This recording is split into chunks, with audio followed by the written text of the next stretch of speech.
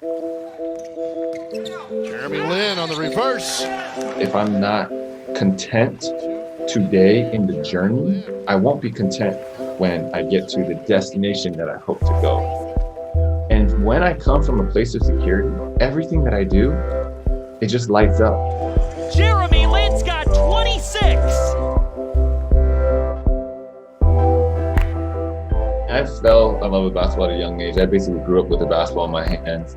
For me, it was always a dream of mine to be a professional basketball player since probably age 5. And that's all it really was a dream. Even as a sophomore or junior at Harvard, I still didn't think I would be a professional basketball player. But he had an assistant coach, Kenny Blakeney, who was probably the first person. He was like, hey, I think you are an NBA talent. I think you can do it. Jeremy's initial reaction to that too was just like, dude, you're crazy, man. Like, there's no way. The whole time, it was like he's obviously gifted, but we've never seen an Asian American guard play in the NBA. It was always like someone like Yao Ming, who's like 7'6", a center. But for Jeremy, I think that's his dream, that's his passion. So he's gonna go for it 100%. I remember the day he signed, like we drove to the arena where he signed and got to check out the locker rooms and everything. And that was just like, we were on cloud 9. Even just making it was so insane. And there's no way I would have ever foreseen the heights he would get to and the career that he had. Yeah, no way I could have foreseen that. Draymond Green. Oh my goodness, Jeremy Lin, who grew up in the Bay Area from Palo Alto. For me, I always saw being Asian American as a weakness. Growing up, it was like I couldn't get respect. No one ever wanted to choose me. I had to always fight uphill. It was always like, why can't I just be white or black or just anything but Asian?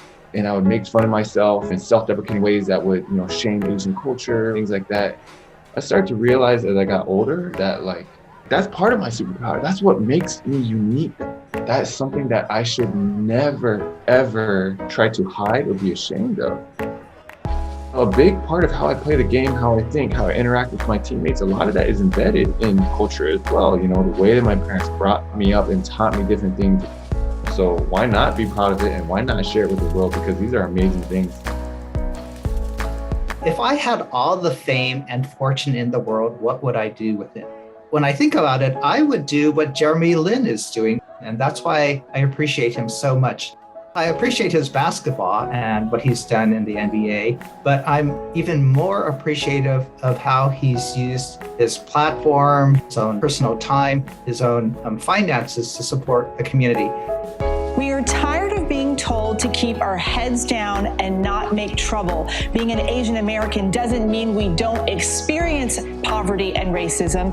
Being a 9-year NBA veteran doesn't protect me from being called coronavirus on the court. Jeremy has this hungry, ambitious vision for the foundation and its impact on overlooked Asian American and cross-racial youth. I think he really believes that if youth and people are given the opportunity, they will rise to the occasion and can really make a difference if given the chance.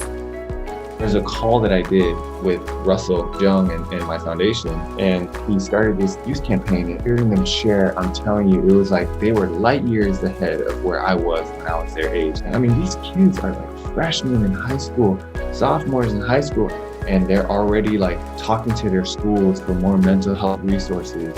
And they're already like learning about the Exclusion Act and the Japanese incarceration camps. And they're learning about how to share their culture with other people, cross-racial solidarity. I mean, that call gave me so much hope. And I have more and more stories.